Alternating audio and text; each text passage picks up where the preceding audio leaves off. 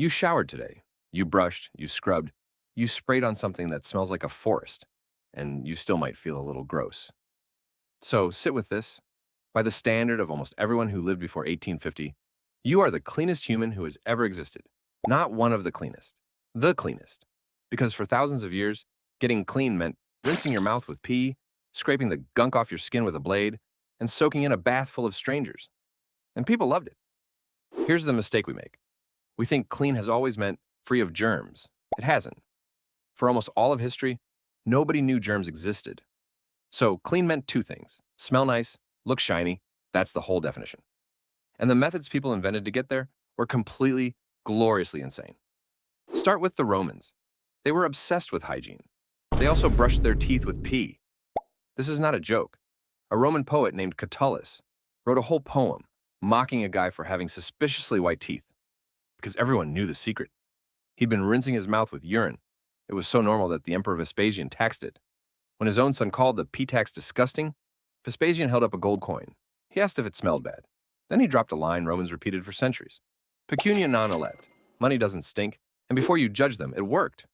Let old urine sit for a few days, and it breaks down into ammonia. Ammonia is a powerful cleaner and bleach. It is right now in the bottles under your sink. So swishing HP really did whiten your teeth. It was revolting. It was also just chemistry. The Romans weren't even the first to get weird about teeth.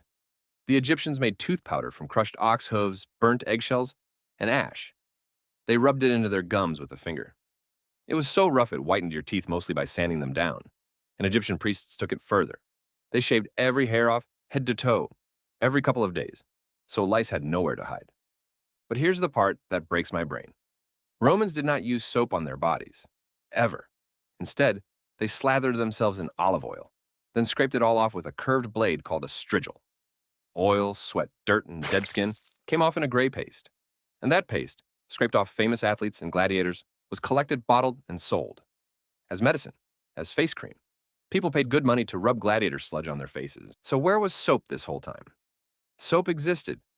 The Babylonians were making it 4,000 years ago from fat and ash. But for most of history, soap wasn't for people. It was for cleaning wool and treating wounds. Lathering it onto your own body showed up shockingly late. And those glorious Roman baths everyone romanticizes? Picture it. Hundreds of people all day in the same warm water that almost never got changed. Rich, poor, healthy. And because doctors prescribed bathing to the sick, the very ill. All soaking together in one giant, warm, human soup. You walked in to get clean. You walked out with 3 new diseases. Oh, and the toilets? Rome's public bathrooms had a sponge on a stick to wipe with. One sponge, shared by everyone. Then it got worse. When Rome fell and the great baths closed, bathing in Europe didn't just fade. It became feared. After the Black Death, physicians decided hot water opened your pores and let disease crawl inside. So the official medical advice for centuries was simple. Do not bathe. Queen Elizabeth I reportedly bathed once a month, whether she needed it or not. By her time, sugar had rotted her teeth black. And here's the twist. Black teeth became a status symbol. Only the rich could afford that much sugar. So some people blacked out their healthy teeth on purpose, to look wealthy. Over in France, the Palace of Versailles was the most glamorous building on earth. It also barely had working toilets, so courtiers in silk gowns simply relieved themselves in the corners and the stairwells. Some kings washed only a handful of times in their whole lives, and their fix for smelling like someone who hadn't washed in a year? Drown it in perfume. That's not clean. That's a cover-up with a nice smell. And here's the thread that ties all of it together. The reason every bit of it was doomed from the start, none of it. Not the urine, not the oil, not the perfume, not the baths. None of it actually made anyone healthier. Because the real enemy was invisible, and nobody had the faintest idea it was there. Germs.